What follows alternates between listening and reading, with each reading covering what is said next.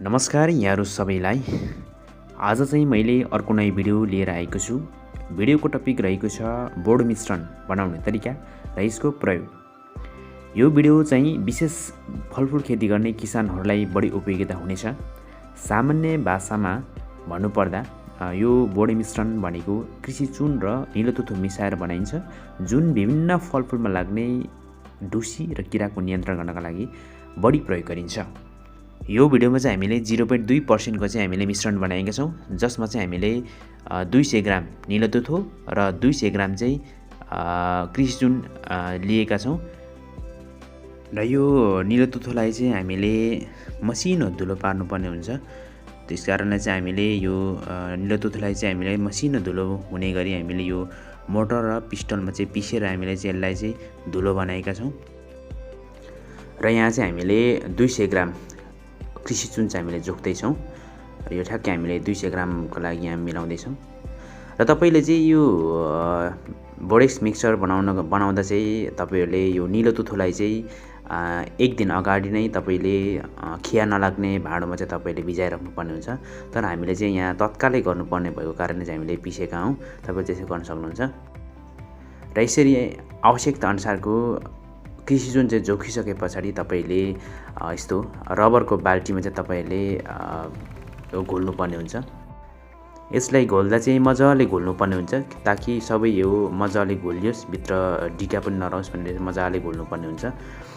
र तपाईँले एउटा कुरा ध्यान दिनुपर्ने कुरा चाहिँ के हुन्छ भने तपाईँले जुनसुकै यो त कृषि चुन अथवा त्यो निलो तुथोलाई चाहिँ तपाईँले घोल्दाखेरि अथवा त्यसलाई राख्दाखेरि चाहिँ खिया नलागेको भाँडामा चाहिँ राख्नुपर्ने हुन्छ।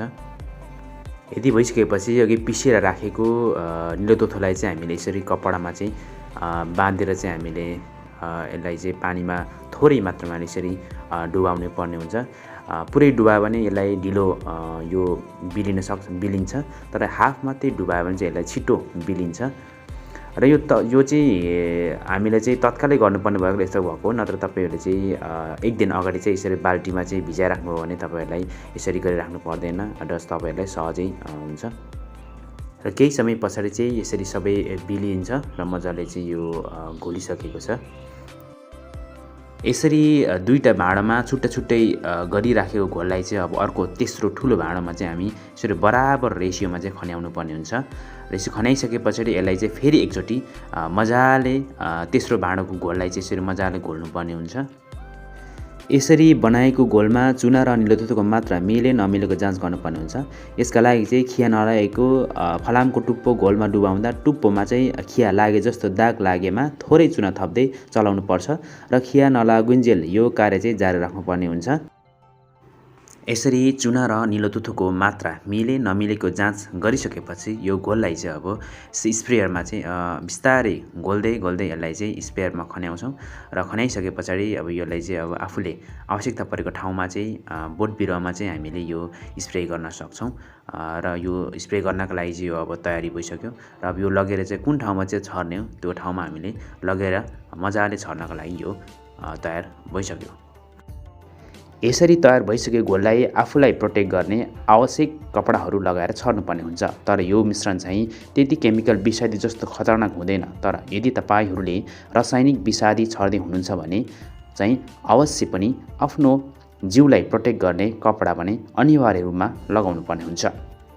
हिउँद महिनामा गर्नुपर्ने बगैँचा व्यवस्थापनको सम्पूर्ण कार्य गरिसके पछाडि 1% को बोर्ड मिश्रण बोटको सम्पूर्ण बाग भिज्ने गरी स्प्रे गर्नाले सुन्तला जात फलफुलमा सुसुप्त अवस्थामा बसेका ढुसीजन्य रोगहरूको नियन्त्रण गर्न सकिन्छ।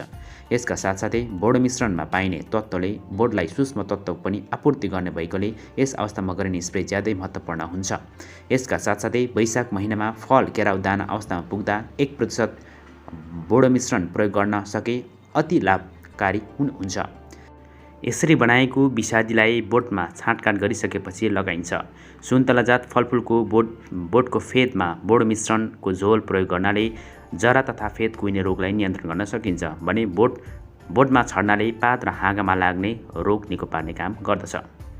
ढुसीजन्य रोगहरू जस्तै जरा कुहिने, बोटको फेद कुहिने, गुथ रोग, एन्थ्राक्नोज, गुलाफी रोग, दाग रोग, मोलानोज रोग, गिज्री रोग आदि इत्यादि रोगहरू नियन्त्रण गर्नका लागि चाहिँ हामीले वर्षको 2 पटक पुस माघ र वैशाख जेठ महिनामा 0.2% बोडो मिश्रण घोललाई चाहिँ हामीले मजाले पात र पुरै बोट भिज्ने गरी छर्नाले चाहिँ हामीले यसलाई नियन्त्रण गर्न सकिन्छ।